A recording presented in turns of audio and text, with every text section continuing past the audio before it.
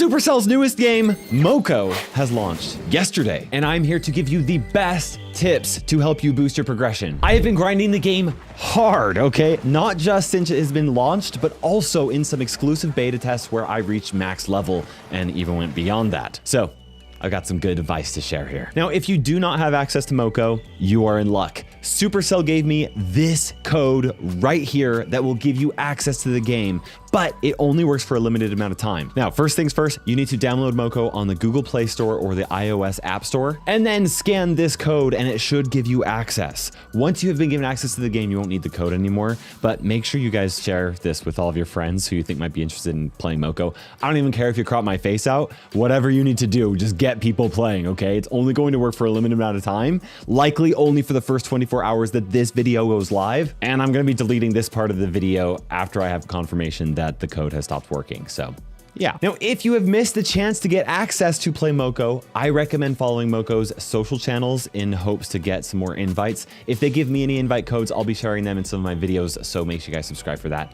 Let's get back to the tips. Now, before I share my basic progression tips, I need to explain the basics of progression to anybody who has just joined or who have not started playing yet.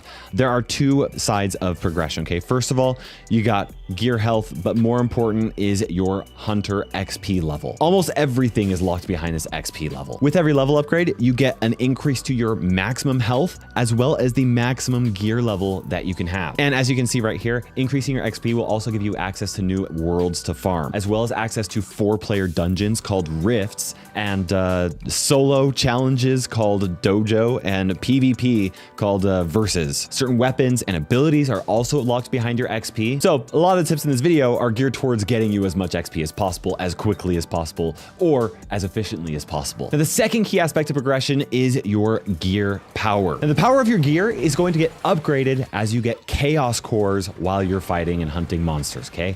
Chaos cores are going to randomly select a piece of gear for you to upgrade, and it can even upgrade them more than one level at a time. You can't really try to purposefully farm chaos cores, but generally the harder the monster is to kill, the more likely that they will drop chaos cores. Though I've also had them drop from just like basic mobs as well.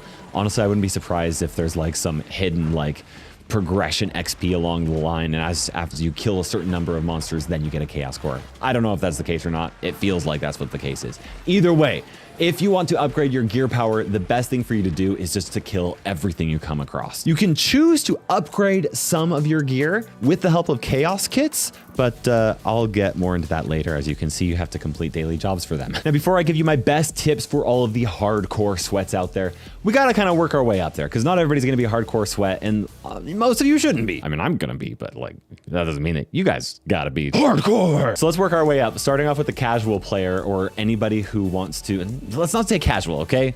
They just want to be extremely efficient with their limited game time. And if that's you, I've got great news actually. You can progress really fast with very little game time as long as you do one thing every day. And this is the #1 tip for anybody, but especially important for people who are hyper efficient, right? Every 3 hours, you're going to get daily jobs just like this. That one thing for you to do is to complete your daily jobs, okay? This is the #1 tip for everybody, but it is especially important for anybody who is playing hyper efficiently, like casual players. Anyway, you can see right here, daily jobs, they actually refresh every 3 hours, and every 3 hours you'll get one new daily job, and you can store up to 10 of them. Now, once you have 10 of these daily jobs stored up, you will stop getting new ones. So you wanna make sure that you complete them so that you do not miss out on the potential XP that you could get from them. But as long as you're completing them all within 30 hours, then you won't miss out on any of them, because it takes 30 hours for you to reach that cap of 10 of them. Daily jobs are the easiest source of XP in the game, and they are the most efficient way for you to progress if your time is limited. It really only takes like 10 minutes to get them done, maybe 15 minutes if like you have to hunt like a rare monster. But they're really fast, they're really easy, and they're really good for progression. Now, additionally, for every 3 daily jobs that you complete, you will be given a chaos kit. Chaos kits are used to upgrade your weapons. What the heck? Oh, it's just a bunch of passive. Anyway. But instead of upgrades being random, like chaos cores, you get to choose from a few pieces of gear to upgrade. In this case, they happen to all be passive upgrades. Interesting. As you can see, not all of them are actually the same, right? Like This one is increasing from level 12 to 13 as opposed to this one, which is 11 to 13. And this one is 12 to 14. I actually don't know what the best strategy is right now. It might be to just go with whichever gets you the highest one or whichever item you plan on using the most.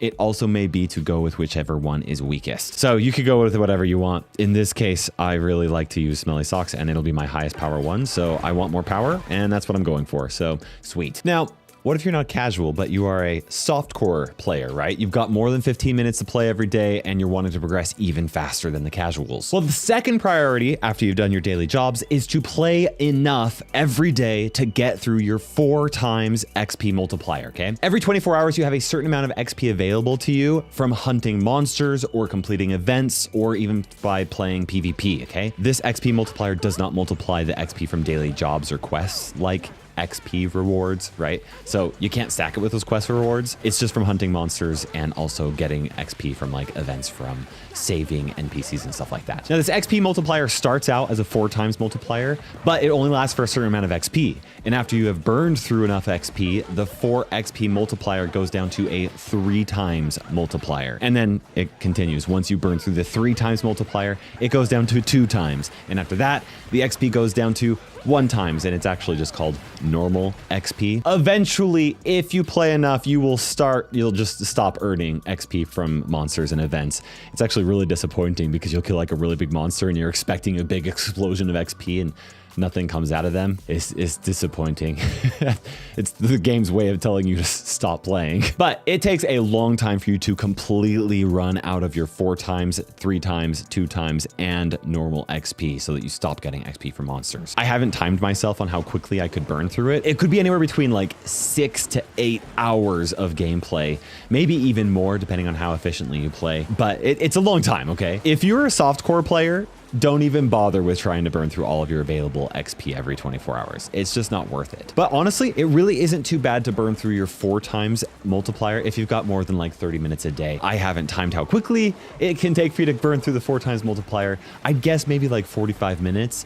But if you are smart about how you farm, honestly, it could be even faster than that. Keep in mind though, that I'm saying this like this 4 times XP multiplier like it's a really grindy thing to do. If you are a casual or a softcore player, you probably won't even need to worry that much about your XP multiplier at all. Just focus on completing your daily jobs like this or your quests from Luna or Jax or Ellie or Manny or any of the other ones. Just focus on that and chances are you're gonna have burned through your daily 4 times XP multiplier before you even know it. The game has a way of sucking you in and you just can't stop playing it. It's so fun, even though you said you were only get on for like 2 minutes. That's happened to me a lot. The point is, as long as you do your daily jobs and you burn through your 4 times XP multiplier every day, your progression is going to be as like time efficient as possible. You'll progress with way less time spent than the hardcore sweaty nerds like myself who are going to be grinding it hard. The really big benefit to playing like this with just your daily jobs and the 4 times XP multiplier is that you're probably not going to hit any progression walls like the hardcore players will, like I'm going to, okay? It will take you longer to reach max level than the players who are playing more than you, but you will have a much easier time than them. And honestly, you might even have more fun along the way. And here's why. If you play Moco enough, you'll come to a progression wall, like where this account is on the developer build at the moment, okay? Basically, I'm stuck right here. I've got a mission to reach XP level 16, and I'm level 15 with a long ways to go. I do have this quest right here to defeat Double Hop. So I go to Double Hop and I take a look at it, and it looks like my gear power is too low. This is actually, I could do it with this gear power, but before I started recording a while ago, it was a lot lower. The example still stands. There are some situations where you can't complete quests because you don't have the gear to do so. The same actually goes for this quest as well. It's just too hard for my current gear level. This is a progression wall, and there are 2 ways that you can pass this wall. The first is what I recommend casual and softcore players do. Just put the game away and come back for more daily jobs and 4 times XP multipliers. The second way to bypass this progression wall is to pull out that credit card, baby. I'm joking. Actually, that's not going to do anything for you. You can't pay for power or for progress in Moco, which is one of the reasons why I love the game so much. Though if you do go into the shop and you want to spend some money on cosmetics, I would really appreciate you going to the content creator boost and entering code Kairos in there before you make the purchase. that would be much appreciated. For real though, the second way for you to pass this progression wall is with projects. Projects are for the players who want to progress even faster and who are willing to really invest their time into the game, either because they are addicted like me or because they have a really healthy work-life balance and just have a lot of extra time. Here are projects. They're basically like quests, but they are really grindy. They take a long time to complete. They're not really meant for most players to sit down and focus on really hardcore because they take a long time. For reference, here's a daily job, 4,000 XP. It takes so little time to do. Here's 5,000 XP for my next point in my main story quest. Here's 10,000 XP from a Jax mission as well as an Ellie mission, which I'm considering these like special quests. And now we take a look at the XP available from projects. These take a long time and they really don't provide very much XP compared to how long they take to grind, okay? But they do have a few benefits and are critical for progressing as fast as possible if like you're like me and you're addicted. One of the big benefits, in fact, the biggest benefit is the fact that you can work on a lot of them at the same time. So I'm on a map right here and I can take a look at my projects. There are 22 projects available in this area. I mean, it's, you know, based off of the 3 different tiers. And then I also have all these projects that are available for the current gear that I have equipped, which leads me to my next few big tips. Hardcore tip number 1, kill everything. The first project in every world is to hunt several thousand monsters of that world. Not just like these special monsters or whatever. It's like you just hunt every single monster, including the little ones that tend to swarm up. In fact, those ones are some of the most satisfying to take care of, okay? It takes a long time to complete these projects, and it takes even longer if you are focusing on finding just one specific type of monster for a quest or something like that, right? And this is true even before you unlock projects, because you've actually unlocked projects before you unlock them because it counts monsters that you've hunted on the lifetime of your account, even before you created your projects. Hardcore tip number 2, save/protect every NPC that you find. If you see a little shrine dancer, protect him. Make him do his dance. If you see somebody that's trapped inside of a cage, break them free. If you see a little monster that needs to be escorted along the track, whatever it takes, you escort him along the track unless there's a better option, a bigger monster or something. Anyway, the idea is that running around hoping that a certain NPC will spawn can be really annoying for these projects later on, even if you know where their spawn locations are. The good news is though, is that these NPCs tend to give really good amounts of XP themselves, and they spawn monsters. So you get the XP not only from the NPC, but also from the monsters as well. So they're really good for burning through your daily XP multipliers. Hardcore tip number 3, swap your gear loadout. All of your weapons and your gadgets and your passives all have various projects to do with them as well, whether that's healing or dealing just insane amounts of damage. So it's really important for you to swap out your gear, especially if you've completed all of the projects for a specific piece of gear. Eventually, you're going to want to complete all the projects for all of your gear. That will take time, and it's going to come down to you having this really awkward build where you have a bunch of gear that you hate and all the abilities suck and whatever, but eventually you want to have them all done so that you can then go back to playing all of the gear that you want to use. Hardcore tip number 4, do the easiest projects first. Not all of your projects are equal. You'll notice this very top one, this is 3 out of 3. And if I scroll down here, this one at the top of Cave Spirits is 1 out of 3. For the most part, projects have 3 tiers of difficulty. The higher the tier, the less rewarding they are for your time. Higher tiers do give you more XP than lower tiers, but the time that it takes to complete them scales up a lot. So they're actually less efficient to complete compared to lower tier projects. So my recommendation is to do all of the first tier projects, starting with the lower leveled worlds and then working your way up to the higher leveled worlds. Once you're done with the first tier of all of them, then you move up to the second tier. And then once you're done with the second tier of all of them, then you move up to the third tier of all of them. Doing projects in lower leveled worlds is preferred because you can kill monsters a lot faster than you can in higher worlds where the monsters are much stronger compared to your current gear level. Now, when it comes to weapon projects or other projects for your gear, I recommend a very similar strategy by getting all of the lower tier projects done first before focusing on your higher ones. But you could also just focus on whichever gear you have strongest at the time as well. That works just as fine as well. It really kind of depends on like player preference. One thing I really like to do is up at the very top, you see it says sort by category. I like to tap on that and sort by completion as well, and just focus on whatever project is next, because this is going to be your easiest way for you to get that XP to reach the next levels of stuff. And getting that XP is going going to help you reach your next level, which is going to help you complete other missions and do the storyline and stuff like that. Like projects are there to help you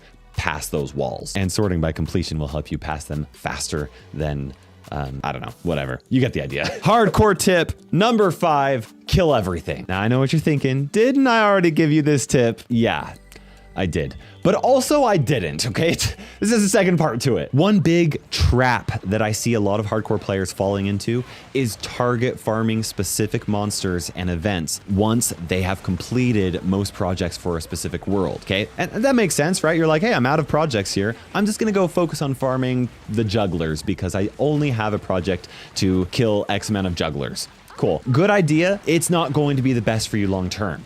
Keep in mind that eventually even casual players are going to complete every project as long as they play enough, right? Projects are always available until they are complete. They don't refresh. They are not the limited resource that is going to separate the medium core players and the hardcore players from the casuals or whatever. That limited resource is actually the daily battle XP that refreshes every 24 hours. Once you are completely out of XP from battle for the entire day, then you can target farm projects. But before then, your goal should be to get as much XP as possible. And what drops daily battle XP? Everything.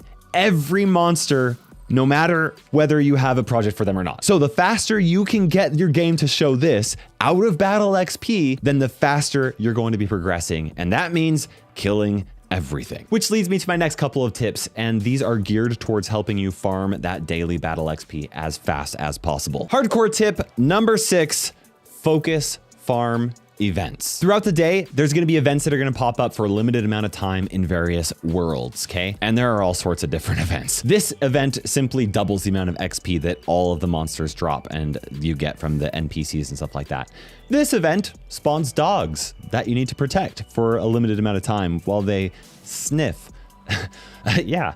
There's also an event for saving cats from cages. This event spawns invasion portals that spew out enemies for you to defeat. The whole point is that whatever the event is, you're going to want to farm it because events are one of the best ways for you to get XP as fast as possible. And they're also a really good source for chaos cores to upgrade your gear as well. Chaos cores and XP are pretty much like right along this line. Any source that gets you good XP is gonna get you good chaos cores as well. So it really comes down to just finding the best way for you to burn through your XP as possible. And if you want to burn through that daily XP quickly, you're going to want to check for events and farm them until they are over, and kill every monster that you see along your path while you are farming those events. When that event is over, you want to hop out of the world, move on to the next available event. If there isn't one in your available worlds, work on your quests, jobs, or projects until the next event actually starts, because we're trying to be as efficient with our time as possible. As always, killing everything along our way. I imagine that sometime there's probably going to be some sort of a fan site that will eventually be created to show you all of the running events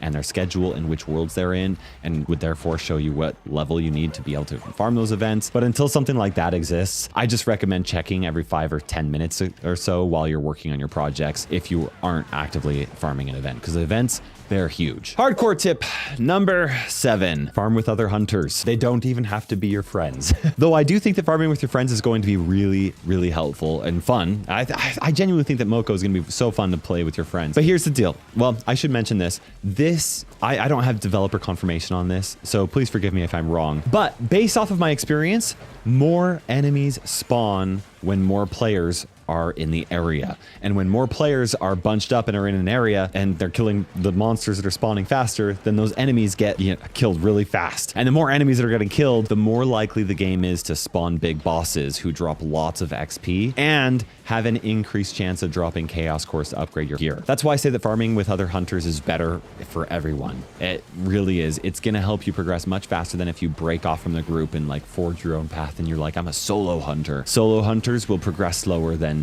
group hunters. We're humans. We hunt in groups. Evolution, I don't know, whatever. Anyway, I actually think that one of the best ways to progress in moco is probably to like pull up a streamer on Twitch or YouTube and farm alongside them with a massive mob of hunters just destroying everything in their path. On one of the betas, that's exactly what I did, and it was insane, the amount of huge monsters that spawn. And you just shred through these monsters because there's so many hunters all in the same location. It's so fun. And the good news is I don't even think you have to be watching a streamer to do that. I think that this is likely going to happen over time as players realize how much more efficient it is for them to farm events, because I think that players are just going to be hopping from event to event to event, and those big huge death balls of players are going to happen a little bit more naturally, even if you're not watching a streamer or anything like that. Thank you so much for watching this video. I hope that it was helpful for you. I've got to get back to farming. Hopefully you were farming while you were watching this video if you're serious about boosting your progression as much as possible. Make sure you subscribe right over here for future moco content. I'm obsessed with the game. I am loving it. I'm going to be creating a lot of moco content alongside Brawl Stars. And you can check out another video right here that I think you're going to really like. We'll see you guys in the next video.